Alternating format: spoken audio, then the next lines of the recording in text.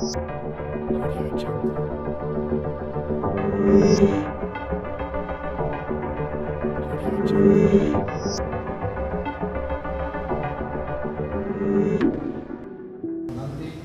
தேவரேனுடைய வாக்குகளை கேட்பதற்காக நீங்க பேசுகிற நாமத்தை இயேசுவின் நாமத்தில் ஜெபிக்கிறேன் பிதாவே. கர்த்தருடைய பரிசுத்த நாமத்திற்கு மகிமை உண்டாவதாக. எல்லா கணமும் துதியும் மகிமையும் ஸ்தோத்திரமும் நமது அருமை ஆண்டவர் இயேசு கிறிஸ்துவுக்கு உண்டாவதாக. அவர் மகிமைப்படுவாராக. அவரை நான் உயர்த்தி மகிமைப்படுத்துகிறேன். எல்லா புகழும் அவருக்கு மகிமை உண்டாகட்டும். அவர் மகிமைப்பட்டு கொண்டிருக்கிறார். மாற்றிலே இந்த கால்களிலே அவரை உள்ளத்தின் ஆழத்திலிருந்து நம்முடைய நன்றிகளை ஸ்தோத்திரங்களையும் துதிகளையும் மீண்டுமாக அவருடைய பாதம் பணிந்து என்னை அர்ப்பணிக்கிறேன். அவருக்கு முற்றிலுமாக என்னை அர்ப்பணிக்கிறேன். காலங்களிலும் நம்முடைய பிள்ளைகளாகிய சபையாருக்கு என்னுடைய வாழ்த்துக்களையும் நான் சொல்கிறேன். பிரியமான பிள்ளைகள், பிரியமான பிள்ளைகள், தேவனுடைய நேசத்திற்கும் பாசத்திற்கும் சொந்தக்காரர்களாகி நம்மளுக்கு ஆண்டவராகிய இயேசுவின் ஏற்ற நாமத்தில் என்னுடைய இடத்தின் ஆழத்திற்கு வார்த்தைகளை உங்களுக்கு இந்த காலங்களை நான் குறிக்கொள்வதில் மிகுந்த மகிழ்ச்சி அடைகிறேன். கர்த்தர் உங்களை ஆசீர்வதிப்பாராக. தேவனுடைய வார்த்தைகளை கேட்பதற்காக தேவ சமூகத்திலே தேவனுடைய பிள்ளைகளாக நாம் அனைவரும் கூடியிருக்கிறோம். தேவாதி தேவன் நம்மோடு கூட பேசுவாராக. அவருடைய வார்த்தைகளை கேட்பதில் மிக மகிழ்ச்சி. விசேஷமாக தொடர்ந்து நாம் உயிர்த்தெழுதலின் செய்தியை நாம் கேட்டுக்கொண்டிருக்கிறோம். இயேசு கிறிஸ்து பாடு மரணங்களின் செய்தியை நாம் கேட்டோம். இயேசு கிறிஸ்து உயிர்த்தெழுந்த செய்தியை உயிர்த்தெழுந்த நாளிலிருந்து தொடர்ந்து ஈஸ்டர் பண்டிகையிலிருந்து உயிர்த்தெழுதலை பற்றி நாம் பிரசங்கித்து வருகிறோம். பிரசங்கத்தை கேட்டுக்கொண்டிருக்கிறோம். பிரசங்கத்தை கேட்கிற அனைவருக்கும் வாழ்த்துக்களை நான் சொல்கிறேன். கர்த்தருடைய ஆசீர்வதிப்பாராக. வாழ்த்துவதில் மிகுந்த மகிழ்ச்சியாக இருக்கிறது. இன்றைக்கு 2 சாரார் வாழ்த்துக்களை பற்றி நாம் பார்க்க போகிறோம். நன்மையானவர்களை தேவாதி தேவன் வாழ்த்துகிற வாழ்த்துக்களை பற்றி அல்லது மனிதர்களாகிய நண்பர்கள் பெரியவர்கள் வாழ்த்துகிற வாழ்த்துக்களை பற்றி இன்றைக்கு நாம் பார்க்க போகிறோம். மனிதர்களுடைய வாழ்த்துக்கள் எப்படி இருக்கிறது, தேவனுடைய வாழ்த்துக்கள் எவனமாக இருக்கிறது, அதனுடைய நன்மைகள் என்ன என்பதை குறித்து பார்க்க போகிறோம். அருமையானவர்களே, இந்த காலவெளியிலே இந்த 4வது வாரத்தினுடைய இந்த கால நேரத்திலே உங்களுக்கு உள்ளத்தின் ஆழத்திலிருந்து மீண்டும் நன்றிகளை சொல்லி தேவனுடைய வார்த்தைகளை சொல்ல நான் ஆசைக்கிறேன். கர்த்தர் நம்மை ஆசீர்வதிப்பாராக. மாத்திரமல்ல, நம்முடைய அருளாளர் இயேசு கிறிஸ்து உயிர் தெழுந்த பிறகு நம்மை பார்த்து அவர் சொல்லுகிற வாழ்த்துவதை பற்றி நாம் பார்க்கிறோம். அருமையானவர்களே, உயிர் தெழுந்த ஆண்டவர் இயேசு கிறிஸ்து எவ்வளவு மகிழ்ச்சியோடு நம்மை பார்த்து வாழ்த்துகிறார். நம்மை பார்த்து எப்படி வாழ்த்துக்களை சொல்லுகிறார். இந்த உலகத்திலே நாம் வாழ வேண்டும் என்பதை குறித்து அவர் நம்மை வாழ்த்துகிறார். இந்த உலகத்திலே நாம் வாழ்ந்து காட்ட வேண்டும் என்பதை குறித்து நம்மை வாழ்த்துகிறார். இந்த உலகத்திலே நாம் வேர் பிரிக்கப்பட்ட ஒரு விசேஷமாக உலகத்திலேயே கர்த்தருடைய பிள்ளைகள் என்பதை குறித்து தனியாக அந்த வேர் பிரிக்கப்பட்ட அனுபவத்தை கர்த்தர் நமக்குள்ளே அவர் மகிமைப்பட விரும்புகிறார். அருமையானவர்களே, எப்படி அவர் நமக்குள் மகிமைப்பட விரும்புகிறார்? வேர் பிரிக்கப்பட்ட அனுபவம் என்ன என்று சொன்னால், உலக காரியங்களிலிருந்து நாம் வேர்பிரிக்கப்பட்டவர்களாக இருக்கிறோம். உலக காரியங்களிலிருந்து வேர்பிரிக்கப்பட்டவர்களாக உலகத்தில் இருக்கிற காரியங்களிலிருந்து நடக்கிற சம்பவங்கள் மாத்திரமல்ல, பழக்க வழக்கங்கள் மாத்திரமல்ல, மனிதனுடைய செயல்பாடுகள், இதில் எல்லாமே தனியாக எடுத்துக்காட்டாக ஆண்டவர் அவரை பேர் குறித்து வைத்திருக்கிறார். அவருக்காக நாம் வாழ வேண்டும் என்பதை குறித்து. அதனால தான் நமது ஆண்டவராகிய இயேசு கிறிஸ்து நம்மளை வாழ்த்துகிறார். வார்த்தைகளை நாம் பார்க்கிறோம். அருமையானவர்களே, மத்திய எழுதின சுவிசேஷம் 28ஆம் அதிகாரம் வசனம் சொல்லுகிறது. 9வது வசனத்தை நாம் வாசிக்கிற பொழுது அந்த வசனம் மிக நேர்த்தியாக நம்மை பார்த்து சொல்லப்படுகிறது. அவர்கள் அவருடைய சீசர்களுக்கு அறிவிக்க போகிற போது இயேசு நாமே அவர்களுக்கு எதிர்பட்டு வாழ்க என்றார். அவர்கள் கிட்ட வந்து அவருடைய பாதங்களை தழுவி அவரை பணிந்து கொண்டார்கள் என்று பார்க்கிறோம். ஆண்டவர் அவர்களை வாழ்த்தினவுடனே மக்களுக்கு மிகுந்த சந்தோஷம், ஜனங்களுக்கு மிகுந்த சந்தோஷம். அவருடைய பாதத்திலே அவர்கள் விழுந்து அவரை பணிந்து கொள்ளுகிறது.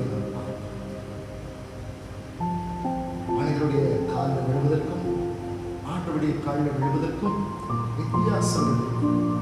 மனிதர்கள் வாழ்த்துகிற வாழ்த்துகளுக்கும் கர்த்தராகிய தேவன் நமது ஆண்டவர் அருமரட்சகர் இயேசு கிறிஸ்து வாழ்த்துகிற வாழ்த்துதலுக்கும் வித்தியாசங்கள். மனிதர்களும் வாழ்த்துகிறார்கள். மனிதர்கள் வாழ்த்துகிற வாழ்த்துதலை பிறந்த நாள் வாழ்த்துகள் சொல்லுகிறார்கள், திருமண நாள் வாழ்த்துகள் சொல்லுகிறார்கள், வெற்றி பெறுகிற நாட்களுடைய வாழ்த்துகள் சொல்லுகிறார்கள். மாத்திரமல்ல, அவர்களுக்கு பட்டமளிப்பு விழா, பதவி பிரமாண வாழ்த்துக்களை அவருடைய பதவி பிரமாணங்களை ஏற்றுக்கொள்ளும்போது மக்கள் அவர்களை வாழ்த்துகிறார்கள்.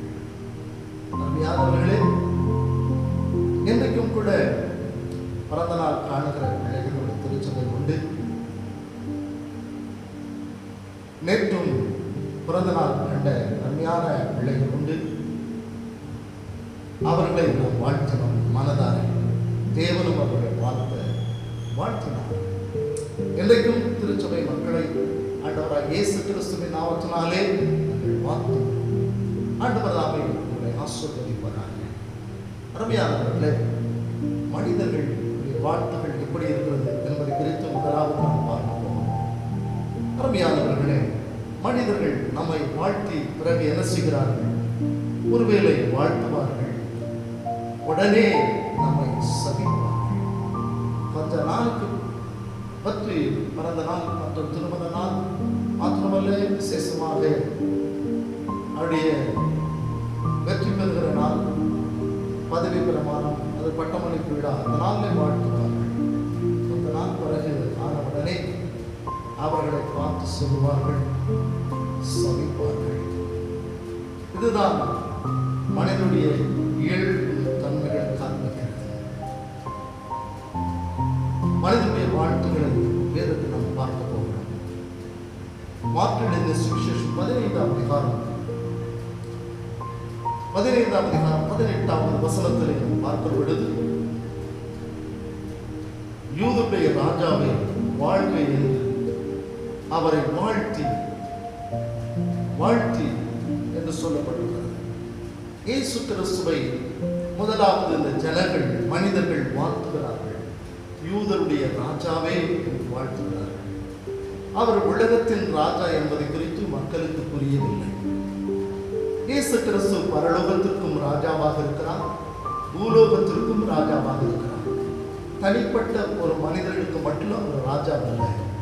உலகத்தில் இருக்கிற அவரை தேடுகிற அனைத்து பிள்ளைகளுக்கும் அவர் ராஜா, அல்லது உலகத்திலேயே அவர் ஆளுகை செய்து கொண்டிருக்கிறார், ராஜாவாக இருக்கிறார்.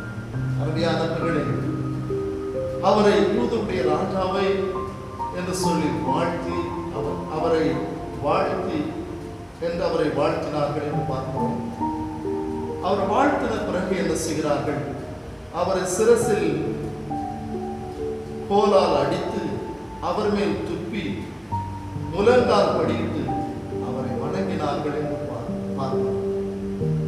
அருமையானவர்களே, இவர்கள் ஒருவேளை வாழ்த்தினார்கள். வாழ்த்தின பிறகு அவரை என்ன செய்கிறார்கள்? அவர் சிரசில் கோலால் அடிக்கிறார். அவமானப்படுத்துகிறார்கள், அவமானப்படுத்துகிறார்கள், கேவலப்படுத்துகிறார்கள், அவரை காரி துப்புகிறார்கள், கன்னத்தில் அறைகிறார்கள், கேவலமான காரியங்களை சொல்கிறார்கள். இதுதான் மனிதர்கள் செய்கின்ற வாழ்த்து.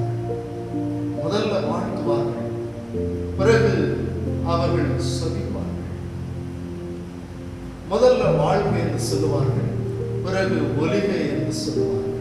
மனிதனுடைய இயல்பு தன்மை. வாழ்க என்று சொன்ன வாழ்த்தின அந்த வாய் தான் ஒலிகை என்று சொல்லி அங்கே ஒரு வார்த்தை வருகிறது. அருமையானவர்களே, இன்னும் பல காரியங்களை நாம் பார்க்கிறோம். 20வது வசனம் சொல்லுது, அவரை பரியாசம் பண்ணின பின்பு சிவப்பான அங்கியை கலற்றி அவருடைய வஸ்திரங்களை அவருக்கு உடுத்தி அவரை சிலுவையில் அறையும்படி வெளியே கொண்டு போனார்கள் என்று வாழ்த்தினவர்கள் என்னென்னலாம் செய்கிறார்கள். சொல்லுவார்கள், நீ 100 ஆண்டு வாழ்க என்று சொல்லுவார்கள். 16 பெற்று பெருவாழ்வு வாழ்க என்று சொல்லுவார்கள். இதுதான் மனிதர்கள் நம்மை பார்த்து சொல்லுகிற வாழ்த்துகள். பிறகு அதை வேறு விதமாக செய்வார்கள். இது மனிதனுடைய இயல்பாக இருக்கிறது. இன்றைக்கும் கர்த்தருடைய பிள்ளைகளாகிய நாம் எப்படி இருக்கிறோம்? நம்முடைய வாழ்த்துகள் எப்படி இருக்கிறது? வாழ்த்துகிற அந்த வாய் மீண்டும் சபிக்கிறதாக இருக்கிறது.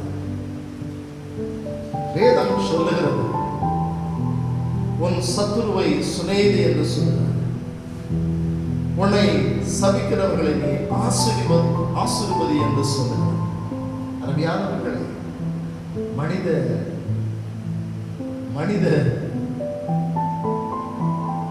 மாத்திரமல்ல, அந்த சுபாவங்களை சொல்ல முடியாது. தெய்வீக சுபாவங்கள் சொல்லுகிறது, சபிக்கிறவர்களை ஆசீர்வதிகள் என்று சொல்லி. அருமையானவர்களே, மனிதர்களை பற்றி இன்னும் சொல்லிக் கொண்டிருக்கலாம், எனக்கு நேரம் போதாது. உலகத்தை பற்றி சொல்லிக் கொண்டிருக்கலாம், எனக்கு நேரம் போதாது. தேவன் நம்மளை பற்றி என்ன சொல்கிறார்? நமது ஆண்டவராகிய அருமரட்சகர் நம்மளை பற்றி என்ன சொல்கிறார்? அதை நாம் சிந்திக்க பொழுது வந்திருக்கிறோம். சிந்திப்போம். தேவனுடைய வார்த்தைகளை நாம் தொடர்ந்து கேட்போம். அருமையானவர்களே, வேதத்தில் தேவன் வாழ்த்துகிற இந்த வாழ்த்துதலை சற்று சொல்லி நான் கடந்து போக விரும்புகிறேன்.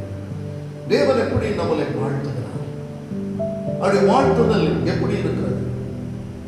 நேற்றும் கூட நம்முடைய திருச்சபையில் பிள்ளைகளுக்கு பிறந்த நாள் வாழ்த்துக்களை சொன்னோம். தேவனுடைய வார்த்தைகளை அவர்களுக்கு தந்தோம்.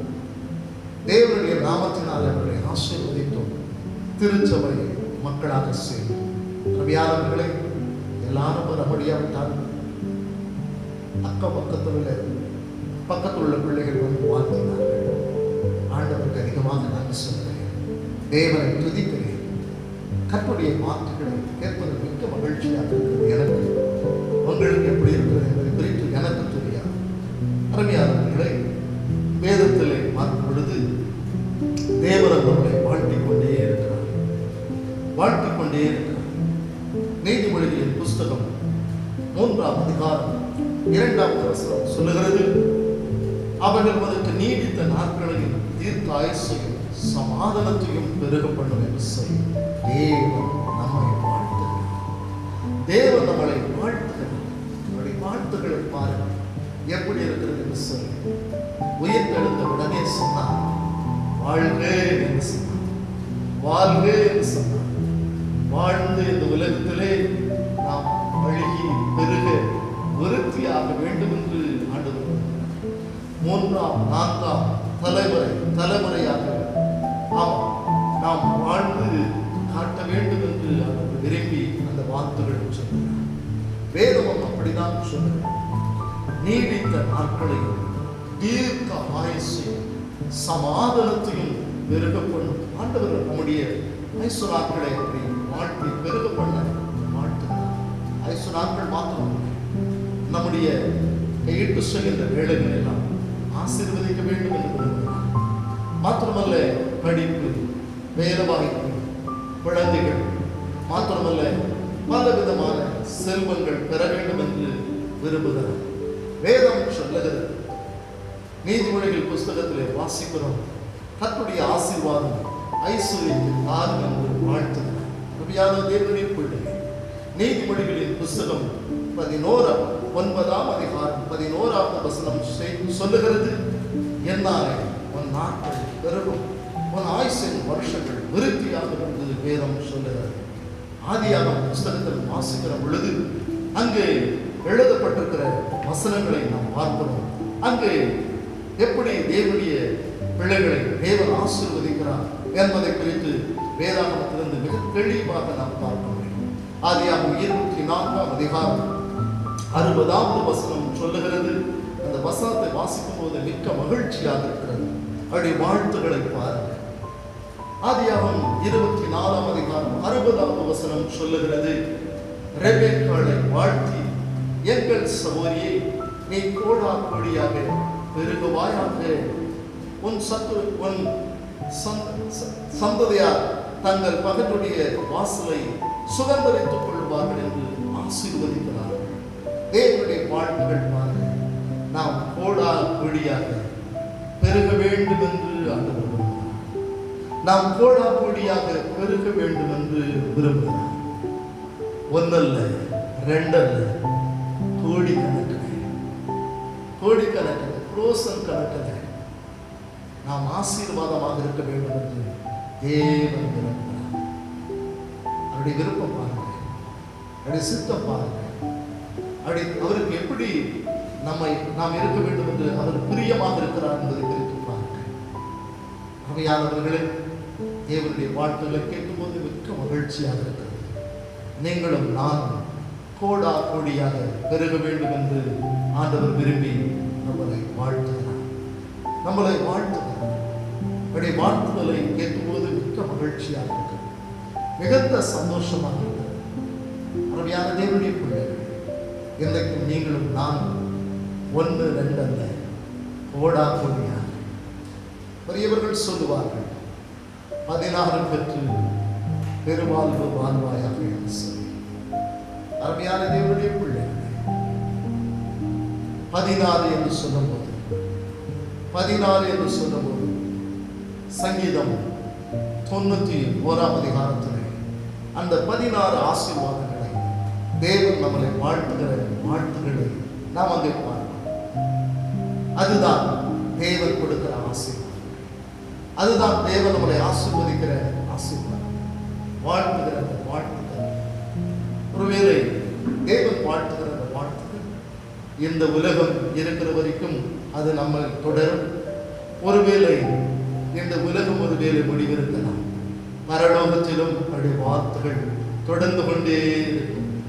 நாம் வாழ வேண்டும், இந்த உலகத்திலே மாத்திரமல்ல, பரலோகத்திலும் தேவனோடு கூட இருந்து வாழ வேண்டும் என்று விரும்புகிற தேவன் நம்மளை வாழ்த்துகிறார். சகோதரனே, சகோதரி, தேவன் விரும்புகிற விருப்பத்தை பாருங்கள். அவருடைய நினைவுகள் எப்படி இருக்கிறது, அவருடைய சிந்தை எப்படி இருக்கிறது, அவருடைய எண்ணங்கள் எப்படி இருக்கிறது, அவருடைய ஏற்றங்கள் எப்படி இருக்கிறது, அவருடைய திட்டங்கள் எப்படி இருக்கிறது, அவருடைய தீர்மானங்கள் எப்படி இருக்கிறது.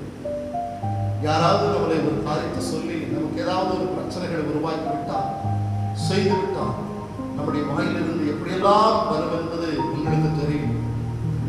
உங்களுக்கே தெரியும். நாம் எப்படியெல்லாம் பேசுவோம் என்று நன்றாக உங்களுக்கு தெரியும். நமக்கு யாராவது ஒரு தொந்தரவு கொடுத்து விட்டால், ஒரு பிரச்சனை என்று சொன்னால் என்னென்னலாம் பேசுவோம் என்று உங்களுக்கு தெரியும்.